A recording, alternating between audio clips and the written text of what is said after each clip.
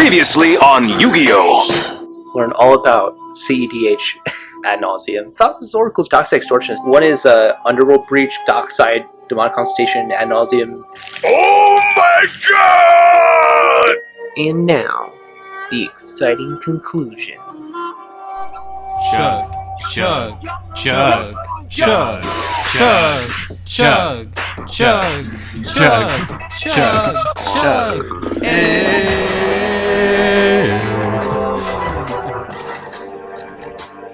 Welcome back to the Wizard's Stop. I'm your host, Guy. And I'm Blake.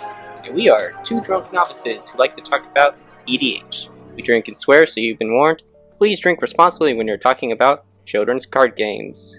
If you're just joining us now, then I recommend that you go back and listen to last week's episode, where we do a cEDH 101 with Braden from the cEDH Cast, another Magic the Gathering podcast. Today, we are going to be continuing the interview that we did, now going into some one-on-one questions with Braden, more so than just giving a general over idea of what cEDH is. So, without further ado, let's get into some questions. Let's talk about that tier list. The power level scale Sure. is quite different between, casual and competitive players. And why is that? So, like all things related to cEDH, as I've said before, it's controversial. The tier list is a lot of people's opinions. It's not fact. There's no metagame, really. There's no, tournament circuit. There's no data to suggest that any commander is better than another commander. There's just anecdotal evidence and philosophy.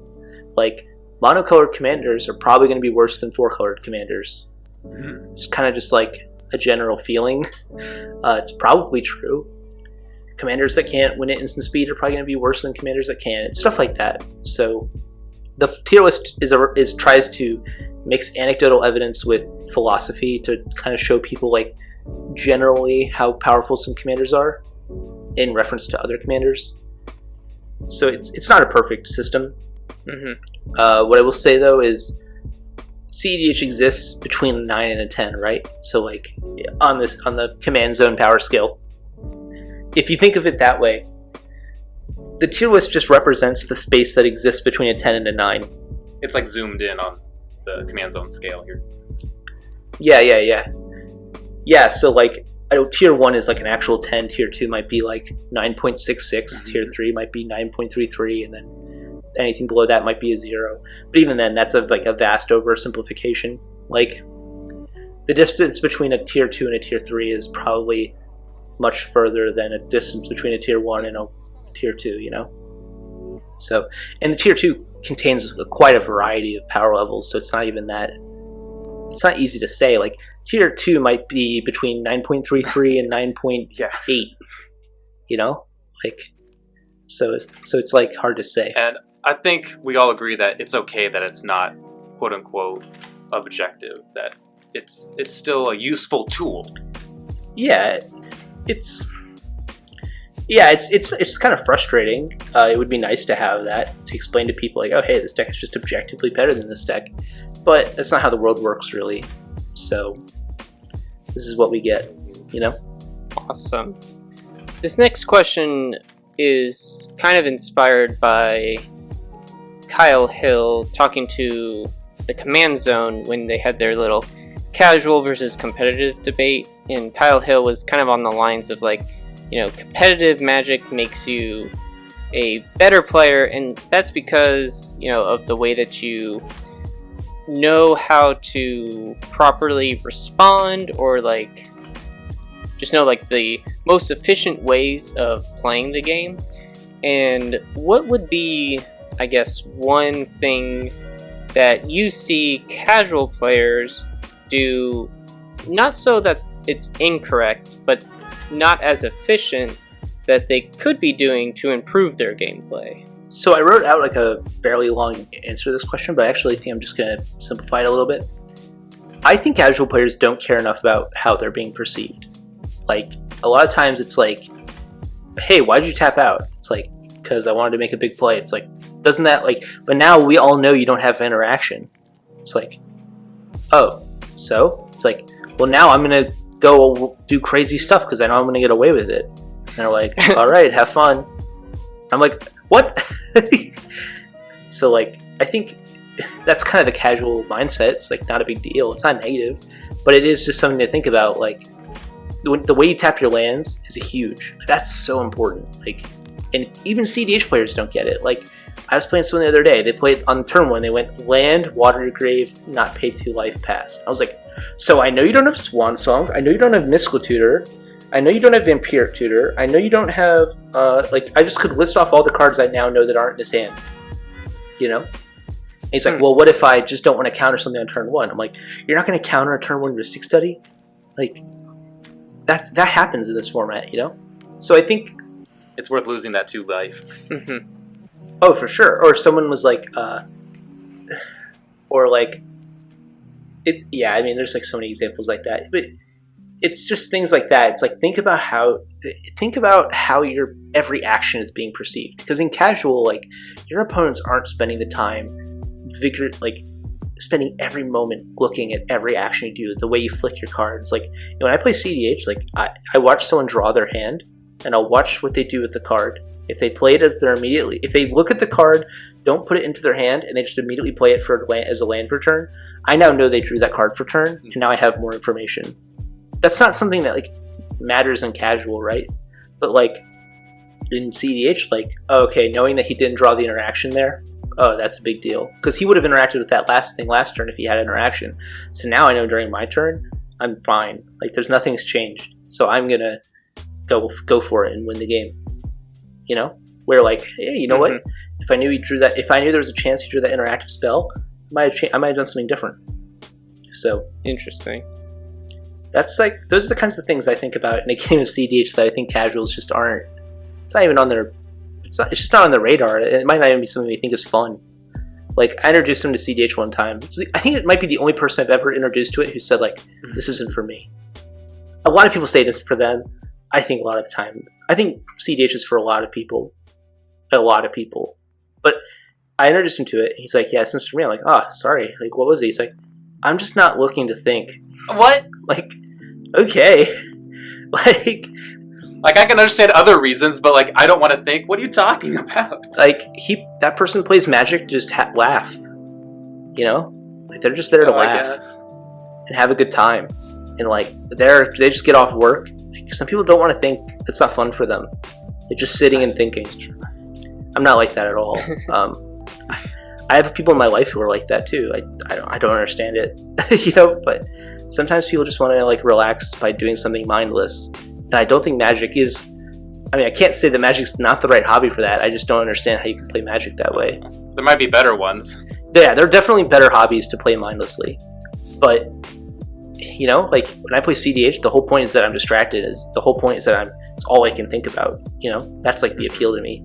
Is that it takes my attention away from everything else. And if that's not what you're looking for, then I definitely see where that can be a problem. You know. So I think that's actually a really good segue into this next question of, you know, what's the best way to get started in cEDH? The Yi-San decks, which from what I remember, were quite popular, but that doesn't seem to be the current best way to get into it.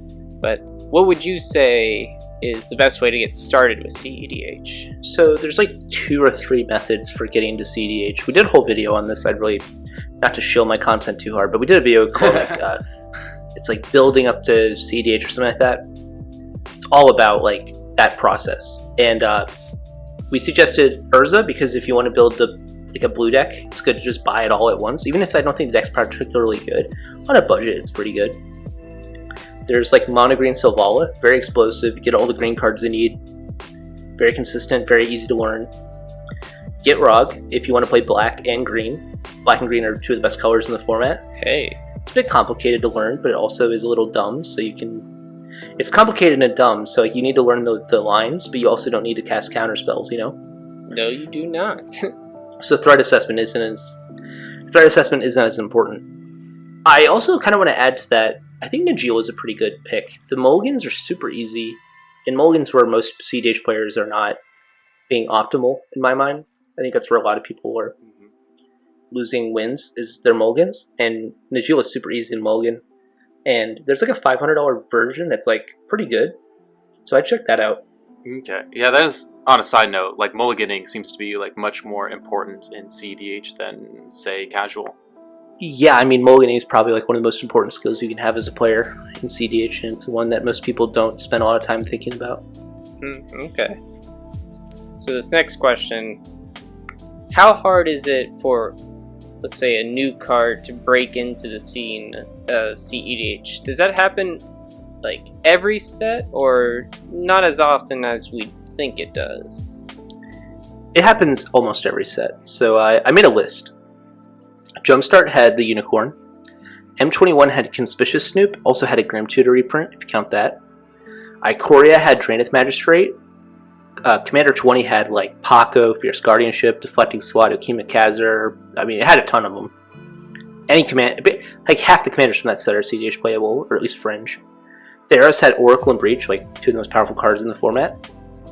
I mean, literally like half the episode we talked about those two cards. Eldraine had Wishclaw, Okoch, Lane, Corvold, Arcane Signet, etc. So clearly, like every set impacts the format at least in some way. I mean, like Conspicuous Snoop probably won't impact the format that much, but Jumpstart came out like weeks later, and MEL was like a huge impact on the format. So it's pretty often. They keep printing broken cards. Quickly to touch on Jumpstart, and I know that definitely MEL is going to be quite the powerhouse in cEDH. But what about Allosaurus Shepherd? Is that not going to see as much play? I'm down on that card, but the Najeela decks are looking into it. Any mono green deck is looking into it. I'm kind of down on the card personally. The more I think about it, the less I like it. I was really high at the beginning. I could be underestimating it. It's very likely. I'm willing to accept I have a bias. Okay. I was just curious. It hasn't even come out yet. Yeah. I don't know. But Emil is huge. I mean, like, Emil is, like, format changing. Like, it makes Kenrith, like, have an identity, where Kenrith has kind of been like, oh, Kenrith's either, like, a 5-color Tedrasios and Tymna deck, or it's a 5-color Tymna Bruce deck, right? Now it's like a proper 5-color deck because Emil is able to blink Thassa's Oracle, which is super powerful, like being able to like get the free scry or even just blink it at instant speed, cast Consult when the trigger's on the stack. So I think it's definitely like Emil is game changing. I love it. I love that it's a unicorn. Okay. Oh yeah, I mean there's like tons of stuff like that. I mean like what was the like Okima Khazar was like a whale wolf, like that was a huge deal. So, you know, we're talking about cards that, you know, break into the cEDH scene, but what makes something a cEDH staple? One of the things that makes a cEDH staple, like a card into a cEDH staple, is by converting one resource to another resource. So Dredge does that pretty well, right? Like, you convert a card draw into milling yourself for 5. Love me some Dredge. Yeah, Thrasios converts mana into card advantage and more mana by like revealing a land and getting another land drop. Tymna converts your creatures into card advantage. So if you think of like Magic as a game of like resource management and resource conversion, cards that inappropriately do that are broken. Peer into the Abyss. Oh, that's a card from M21 that was really good. Yeah, suck it, guy. I told you. Shut up. I was like, no, this card's overhyped. This card's gonna be shit. Don't buy it. Nah, that card's sick. If Dockside is making 8 mana, Peer into the Abyss is broken. Just think about it that way. So sorry, what was I saying? Oh, so Peer into the Abyss converts 7 mana into half of your deck. Like, that's absurd. That's like ridiculous, right? Yeah, I guess, whatever. Like, Ad Nauseam's 5 mana and does a smaller version of that for more life. Like, so whenever the card does that, it's pretty broken. And I talk about like often this resource conversion is like card advantage. It being unique and, you know, breaking some effect that exists somewhere else is often good. So like, you know, Zerda was a unique effect. So it was able to make Basalt Monolith go infinite. That's pretty unique. It's very powerful. So Zerda was pretty popular there for a little bit. I think its popularity is waning a little bit, but it's definitely going to keep seeing play. I mean, it's just a very powerful combo, especially with Keenan being able to run both those effects. Mana efficiency is huge. Like Keenan's a 2-drop that goes infinite with a 3-drop, like a 3-drop that makes mana. Like, you know, Zerda is a 3-drop that makes Basalt Monolith go infinite. You can use Basalt Monolith to help cast the Zerda, at least the colorless cost. So yeah, like if you think of like combos like that, like mana efficiency, uniqueness, color restrictions are also important. So being in good colors is pretty key. So like if you're in black, if you're able to be played in Sultai decks, like that opens you up to Thrasios Tymna, Thrasios Vile Smasher, Kenrith, Akima Khazar, like all these decks are pretty powerful. So that means you're more likely to see play. So yes, that's a good way of kind of, because it's very different when we compared, you know, what makes a staple in Commander. We did an episode like that a while back ago. You know, one of those factors was like, what makes a staple in what I'll say is casual EDH is kind of the physical price of the card.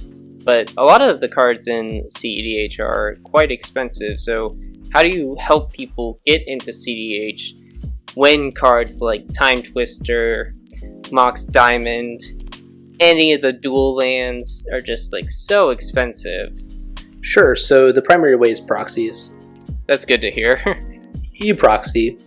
Yeah, like the cEDH community is so pro proxy, it's like militant. Like if someone in a cEDH group says like, "Oh, I don't proxy," you'll immediately have someone respond with like, "Oh, you think you're cool?" Something like that, you know, like I think you're hot shit.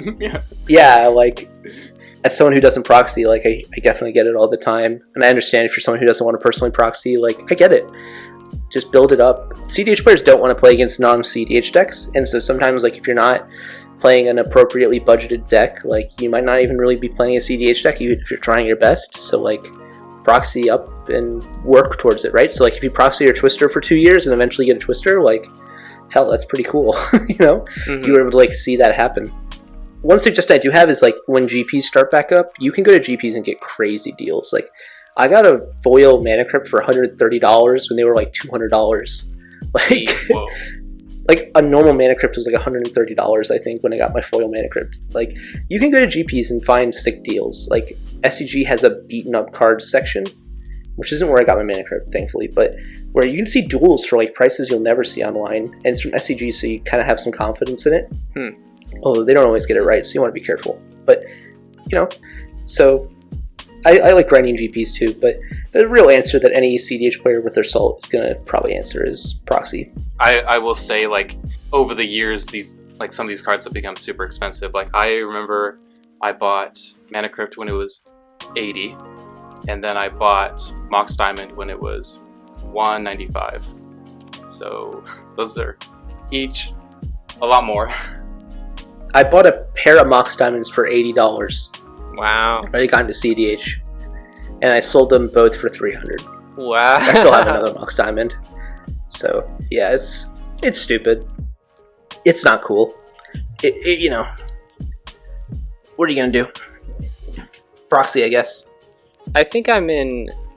I don't know if this is or common in the cEDH community, but not to say like I'm special, but I think I'm in a special camp where I'm like, I don't care if, even in like casual play, if someone proxies, and especially in cEDH, I don't mind if, you know, you proxy like those really expensive cards, because, you know, I get it, money is tight, and, you know, you don't want to be pouring hundreds of dollars into this card game as a hobby, and I don't know your background, like, do what you gotta do, man.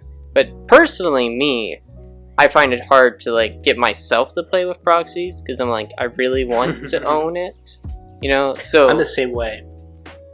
So I just spend too much money on it. I mean, we're all indentured players, so yeah, okay. That's the real solution: is spend too much money on Magic. But no one wants to say it, so proxies. Yeah, and I guess you want to do it now, because, you know, wait another year, and some of these cards might even go up another $100 in price.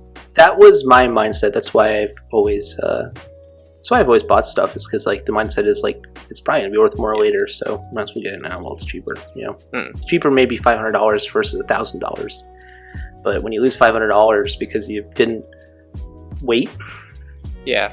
Okay, so let's talk about this one little card.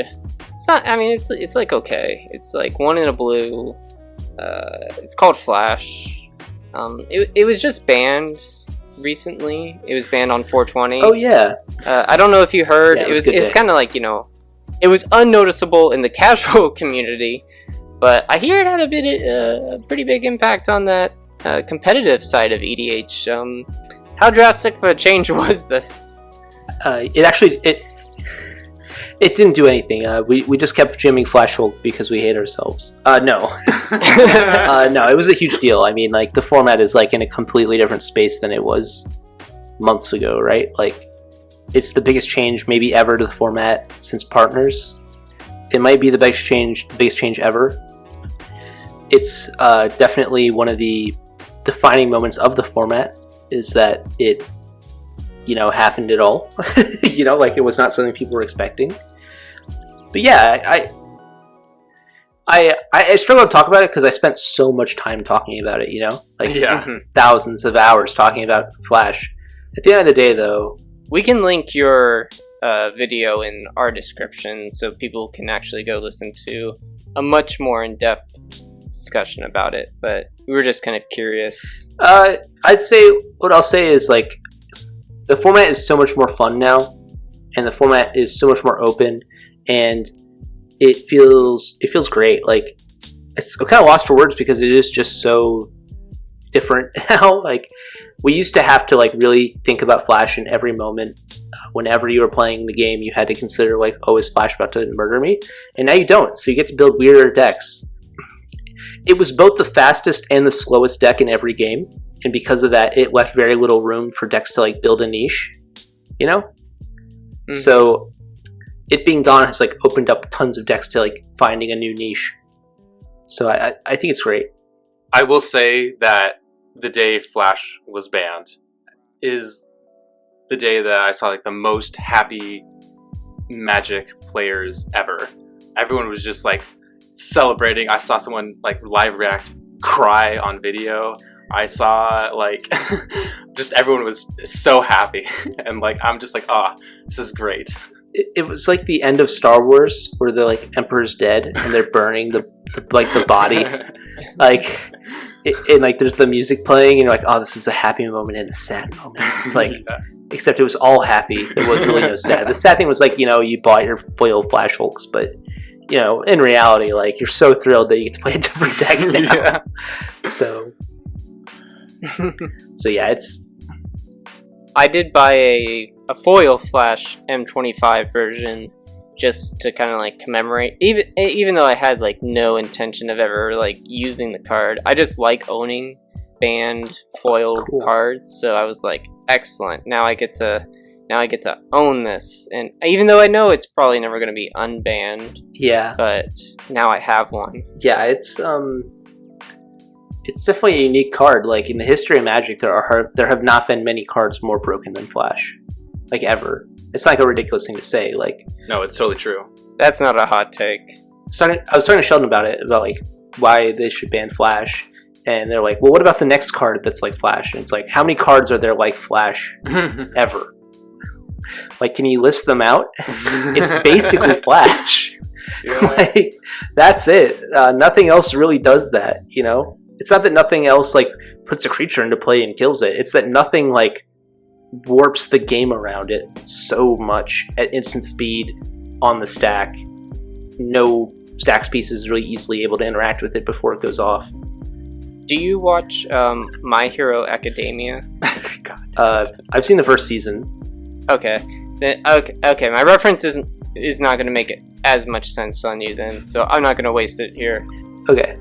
But when you do, I will give you my reference. You and your damn obscure anime references guy. Yes. Okay. So enough about Flash. Who cares about Flash? It's banned anyway. Useless card. Yeah, it's useless. So, how long has cEDH been around? And since its inception, how much do you feel it's kind of changed? I think it's like a thing that's built up over time. So like in 2008, there was this deck built called Bryant's Pile of Broken, which is considered by many to be the first cEDH deck. And it's made by the guy who like built the original Storm deck in Legacy and Vintage. So like it wasn't like just a random deck. It was built by like the type of person who I say doesn't play cEDH is who it was built by, which is kind of interesting. But you know, someone years later found that deck list and copied it and played it in their meta, maybe added a color when Jaleva came out. It was just like there were individual metas. Like there's a Finnish meta of cEDH players who are pretty influential to the format, and they've been playing about that long, I'm pretty sure. That core play group has been playing for a pretty long time, and they've been probably playing whatever cEDH was or is. But it's hard to know because like it's kind of become a culture, like a subculture of EDH, and so it's hard to say like when did that subculture really exist. The defining moment for me is the partner commanders and the unbanning of Flash Hulk. It happened very close to each other, and a lot of the development and growth of the format came from that. And I think we're entering like a new era, like a post-Flash era. It's like the first new era since partners came out, and I'm interested to see like where the format goes. Again, it's difficult to say things about early, cEDH because like it was so distant and so. It's not really documented. It's hard to really trace its origins. There is documentation. It just isn't like it's like one person talking about a deck they're playing, and they're playing it against casuals. Because that's how the format started. It was just people like trying to outrace their. It was like power creep, And then like someone would move and they'd go to a new city and they'd play their power creep deck against casuals, and this casuals would be like, we have to be able to beat this deck. All right, and then power creep happens, And so like everyone moves, everyone goes around, and just as these people who are just playing these degenerate decks started moving around, going to college, leaving college, going to new cities, the format kind of started to like evolve and develop. But like it's hard to say like who was the first cEDH player, when did cEDH become a thing? Like there was a play group, like there's a play group in Boston that I think is pretty influential, but like I think they only started around 2015, so like maybe 2016. So it's like hard to say, right? It's kind of like I described, like there's many play groups and then there's a core online community that kind of like takes in all this information and spits out information, and then those groups take that information and give back more information, and there's like a bit of like a delay between all these groups as that information circulates online and then comes back out. And so it's hard to say like when that process started. It started on MTG Salvation though, that original website. There's some really old primers from like 2014, 2013 that are like really outdated but have a lot of interesting information. So like there is information out there about that process. It's just like, oh, here's a primer from 2013. Here's a primer from 2014. Here's a primer from 2016. And you can like gain information about what it was like because the primer will have like common matchups, general philosophy. Like someone was testing Demonic Consultation and they didn't even think of playing Laboratory Maniac in the deck, and so like Demonic Consultation doesn't seem quite good enough. Oh, that did not age well. Yeah, but they weren't thinking about playing Laboratory Maniac in their Una combo deck. Oh, that's my favorite card. It's actually like the like air quotes fringe cEDH deck I have. Yeah, there was an Una deck in the top 4 of the tournament I ran. Yes, and I'm like, yes, I'm valid. Sick. But Gitrog's better than Una, right? Am I right? Am I right? I cannot confirm or deny. Okay. But yes. But yes. But yeah. That's all I need to hear is that I am better at Blake. I am better than Blake. That's all I need to hear. Okay. Anyway, so we got 3 more questions to kind of wrap this up. So, do you have any thoughts about... This is kind of like a pet peeve of mine, I guess, and I just want to kind of like, I guess, clear the air a bit. But like, you'll see people who just found this new commander come out, spoiled like 5 minutes ago, and already on like some Facebook groups, they're like, how do I make this the most broken cEDH viable? And, you can like kind of look up deck lists, and I've done this with some of the commanders that I've built around, specifically Perforos, where I'm like, Perforos deck list, and like people are like cEDH Perforos, and I'm like, I really don't think that this is actually a cEDH deck. So what's kind of your take on when someone kind of builds a deck like that, or like calls it cEDH when it may or may not actually be cEDH? Yeah, so I manage the cEDH Facebook page with a few other people, and we get a lot of posts like that, and I just deny them. Oh, good. Like, Straight up. it's just kind of like we have to draw a line somewhere, and when you're like, I want to post about my cEDH Karametra deck, and I look at it, and the only mana rock in it is like a Grim Monolith or something, I'm like, this ain't it, chief. Like, you just have to draw the line somewhere. Like, sure, like, for example, I have a Yuriko cEDH deck, right? Yuriko is not the best Storm commander, right? Right. There are certain unique things that she does that like other Storm commanders can't do. Like, I can play Yuriko through a Draenith Magistrate, but for the most part, I'm just playing Yuriko because I think Yuriko is in two of the best colors in Magic, and I can just force Storm into any blue-black commander for the most part. So I think there's different axes. Like, a thing I often say is like, you either get jank or budget. You can't build a budget jank deck, you know? Oh, that's so true. If you want to play like Una, right? You don't get to play budget Una. You just play budget Thrasios and Tymna, right? Like, then you get Dorks and you get other broken stuff. You get Isochron Scepter. It's not even that expensive. Well, maybe now it is, but it used to not be. It's still pretty cheap. Yeah, then you get to play Isochron Scepter. Where I think with jank, like, the number of colors you have in a jank deck is definitely like, it helps, right? Like, if you're playing Perforos, like, if Perforos was Sultai and had the same ability, you could just play Food Chain. You just play Food Chain, right? Like, it wouldn't matter. It'd be like, oh, I get to play Food Chain, I'll just blink, I get to cast my creature infinitely, it'll deal damage to everyone, doesn't matter.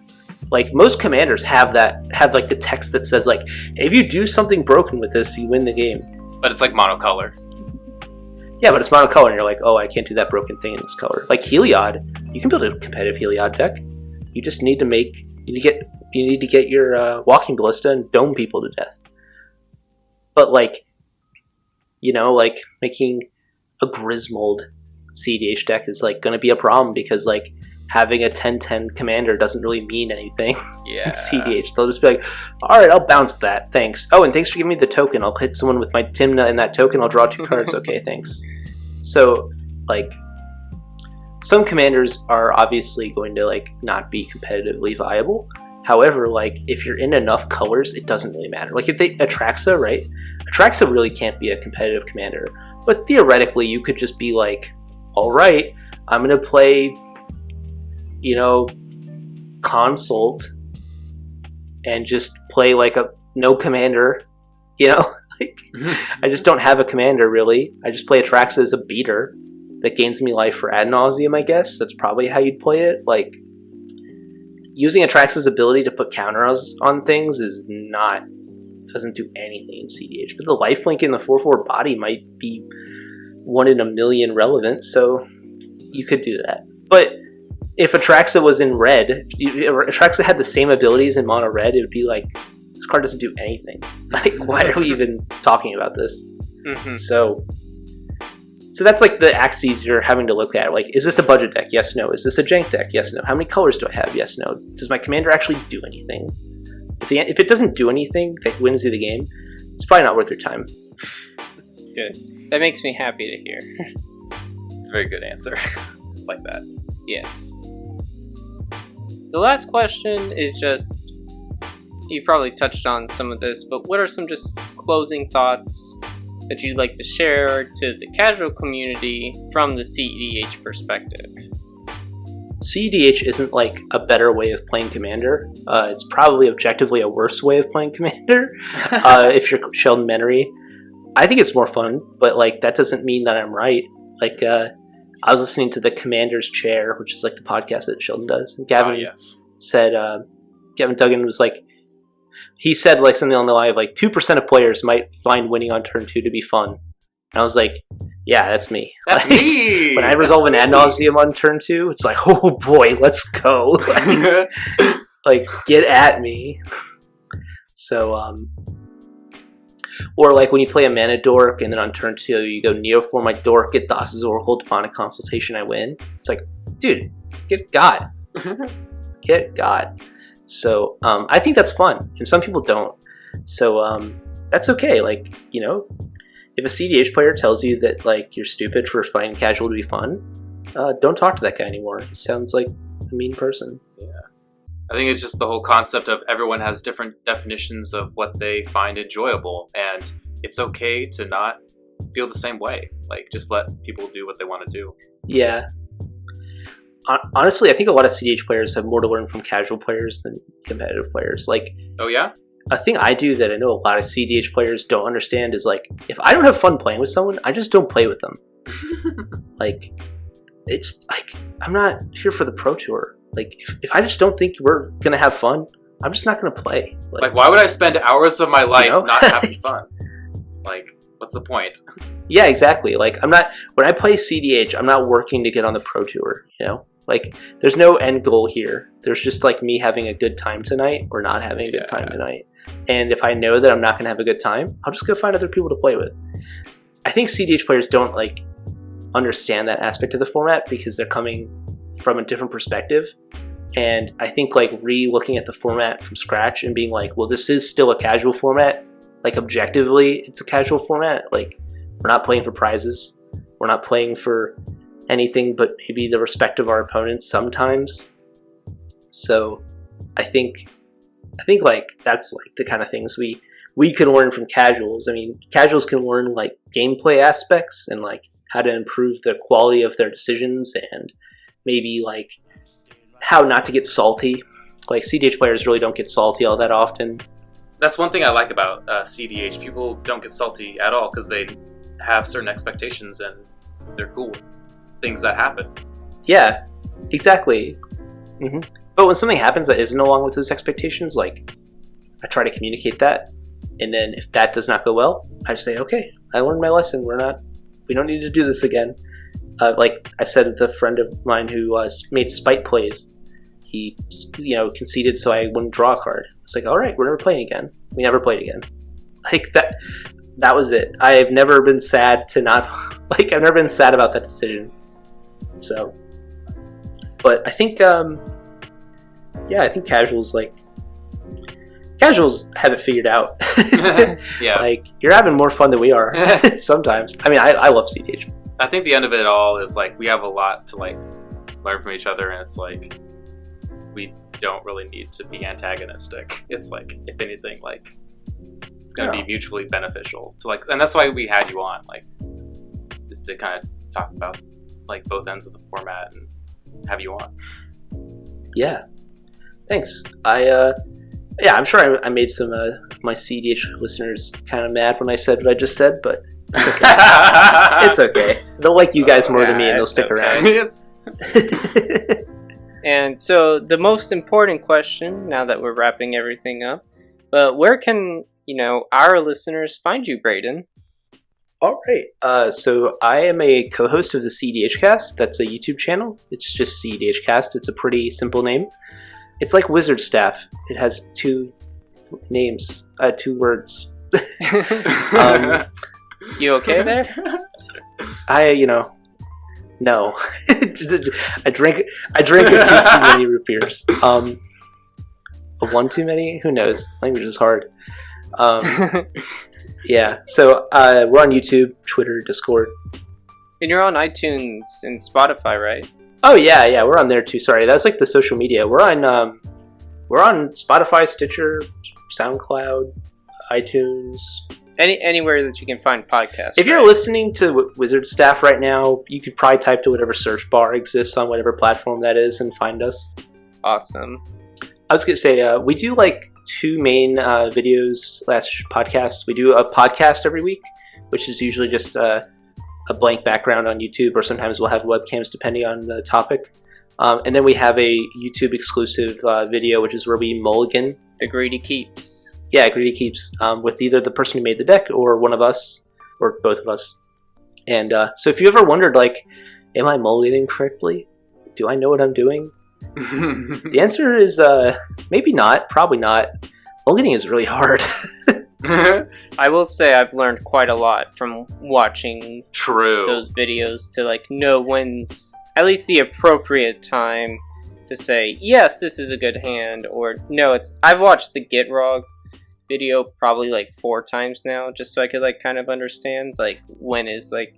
Because that, I mean, that's the deck that I have, and I want to know how to pilot it best, but yeah, it's very important.